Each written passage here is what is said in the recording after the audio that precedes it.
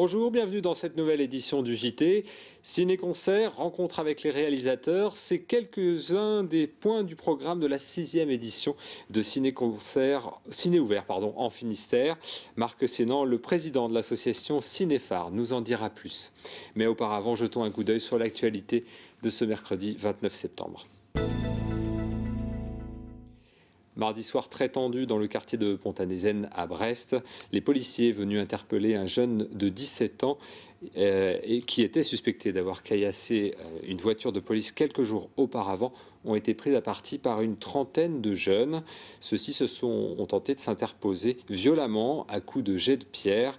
Après cet épisode violent, élus et médiateurs se disent prêts à reprendre du terrain. Pontanézen, un quartier en plein remodelage et en quête d'une meilleure réputation. Mais certaines habitudes ont la dent dure et il suffit parfois d'une banale intervention policière pour remettre le feu aux poudres. Il n'y a pas que le contexte Ponta, il y a un contexte aussi quand même plus général au niveau de la relation entre les jeunes et puis les forces de l'ordre. Il se joue à un moment donné dans ces moments de tension, c'est une lutte de pouvoir un petit peu, c'est une lutte de territoire.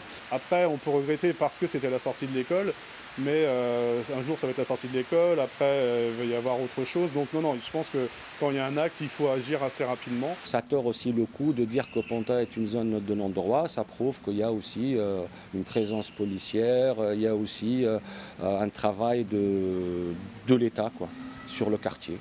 Et l'autre mission des pouvoirs publics dans les quartiers, c'est la médiation. Ce type d'événement, justement, remet l'accent sur l'importance de renouer le contact avec la population.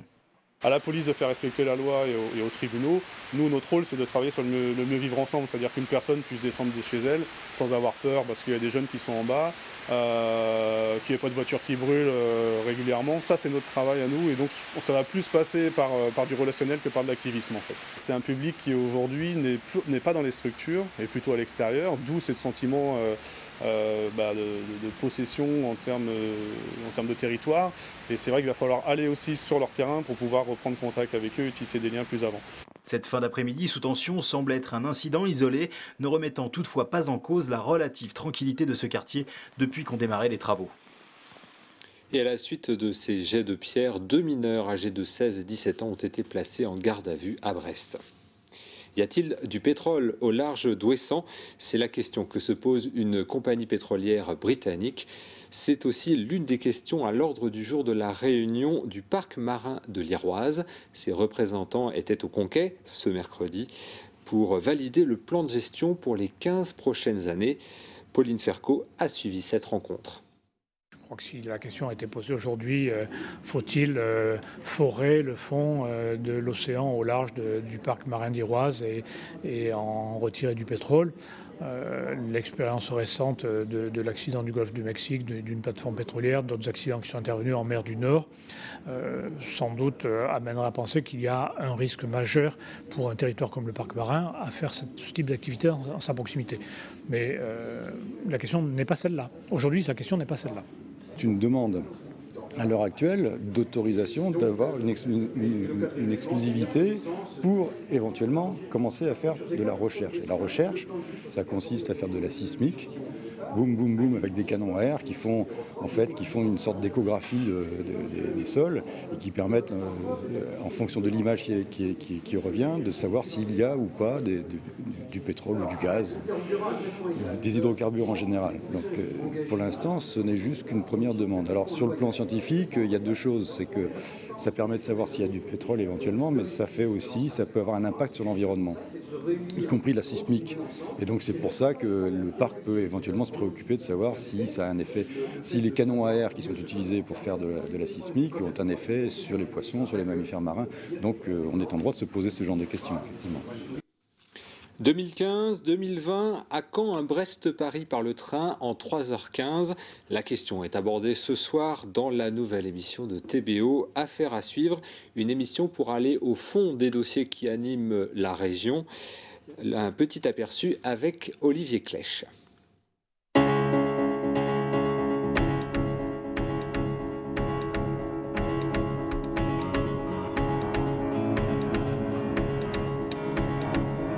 Bonjour, bienvenue dans Affaire à suivre, notre nouveau rendez-vous consacré au grand dossier de la Pointe de Bretagne.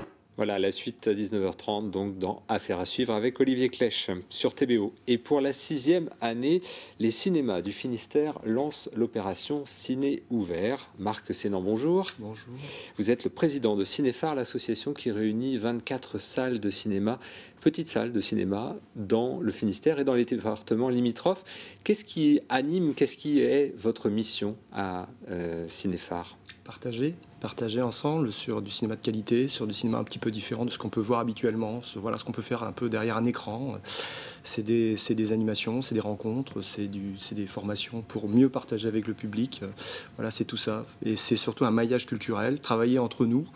On était chacun dans notre petit coin et là on partage ensemble. C'était en 2005 ? C'était en 2005 et depuis 2005, 6 ans après, voilà, le réseau s'est mis en place. Effectivement, on a un petit peu essaimé dans les départements limitrophes. Et vous avez lancé Ciné Ouvert. Alors le principe, donc ça démarre ce vendredi. Tout à fait. Ciné Ouvert en Finistère, il y a plein de choses. Le programme est très complet. On va peut-être commencer déjà par les oiseaux avec Phoenix. Ça, c'est ciné-concert, mais nouvelle génération un peu. Oui, tout à fait. Les ciné-concerts, on était resté un petit peu sur des ciné-concerts un peu avec des musiques, je dirais, une musicalisation un peu ancienne. Là, on est sur un groupe actuel et donc l'objectif, c'était sur un film extraordinaire, Les Oiseaux, qui en plus n'a pas de bande musicale. Il est sonorisé, mais il n'a pas de bande musicale. Donc c'était un peu un pari de le sonoriser. Donc il y a eu un groupe qui s'est lancé dans cette aventure et ça donne un résultat assez extraordinaire. Donc du coup, une première projection. Et donc on a voulu faire partager à l'ensemble du public finistérien un peu ce travail, parce que c'est un énorme travail que de faire un ciné-concert. Et donc voilà, associer le cinéma et la musique, voilà. Donc, le cinéma et la musique sont aussi associés dans Benda Bilili. Là aussi, c'est une histoire magnifique finalement autour du tournage de ce film. Hein. On peut peut-être résumer, donc tournage, enfin 2 réalisateurs qui décident de suivre des musiciens. Tout à fait. Donc au Congo, ils veulent voir un petit peu ce qu'est la musique au niveau de l'Afrique. Et puis ils tombent sur un groupe d'handicapés, des gens atteints de la polio, et qui voilà, jouent dans les rues avec des instruments de briques et de broc. Et ils tombent sous le charme, et devant la qualité de cette musique, devant sa pureté, devant son originalité, eh bien ils décident de les enregistrer. Donc ils se lancent dans une formidable aventure. Cette aventure est très longue, puisque en fait, au cours du tournage, l'institut qui reçoit ces musiciens brûlent, donc ils sont obligés de se consacrer à la priorité, à la survie. Donc les réalisateurs rentrent en France, trouvent des moyens et puis reviennent pour enregistrer ce groupe. Et ça a fait un groupe qui a fait une tournée européenne extraordinairement forte, les Européennes de Belfort, Oslo, Copenhague, enfin toute une tournée. Ils seront au Quartz, tout à fait. Donc ça montre bien que ce groupe a évolué. Et puis en même temps, c'est un documentaire, donc c'est un autre type de film. Formidable, comment dirais-je, leçon de vie aussi, puisque c'est aussi la quête le passage à l'âge adulte d'un adolescent à travers ce groupe. Donc voilà, donc il y a tout dans ce film, c'est une petite pépite. Et donc ça a duré 5 ans ce tournage. Donc il y aura une rencontre avec l'un des réalisateurs. Oui, tout à fait, Florent Natullet qui vient pour 2 rencontres à Quimperlé et aux Bretagnes, à Saint-Renan, avant de décoller pour Oslo, puisque en fait le film rencontre un réel succès. Et donc du coup, voilà, le réalisateur nous fait quand même le plaisir de venir. Ciné Ouvert, il y aura d'autres rencontres aussi avec des réalisateurs. On peut signaler Pierre Carl, hein, ça sera à Morlaix. Tout à fait, pour une avant-première le 21 octobre à Morlaix. Donc après Volem rien foutre Alpaïs et Attention danger travail. Un nouvel opus sur un peu l'Empire TF1. Voilà, l'Empire TF1, en règle générale le contre-pouvoir des médias. Et donc voilà, donc une nouvelle aventure encore on parle déjà de ce film, hein, d'ailleurs, qui sortira que le 27 octobre. Marc Sénan, il y a beaucoup de choses hein, dans Ciné Ouvert, puisque ça dure 1 mois. Ça démarre ce vendredi. Chez vous, à Saint-Renan ? À Saint-Renan, effectivement, sur Les Oiseaux, un ciné-concert. Voilà. Et on peut retrouver tout le programme sur le site internet, c'est www.cinéréseau29.org. Voilà. Et donc, mais c'est tout le reste de l'année que ce cinéma de qualité est diffusé dans les salles du Finistère et ailleurs. Voilà. Marc Sénan, merci d'être venu. Je rappelle que vous êtes le président de Cinéphare, cette association qui organise Ciné Ouvert, donc à partir de ce vendredi, dans 24 salles du Finistère. Merci d'avoir suivi cette édition. On se retrouve demain à partir de 18h15 pour un nouveau JT. Bonne soirée.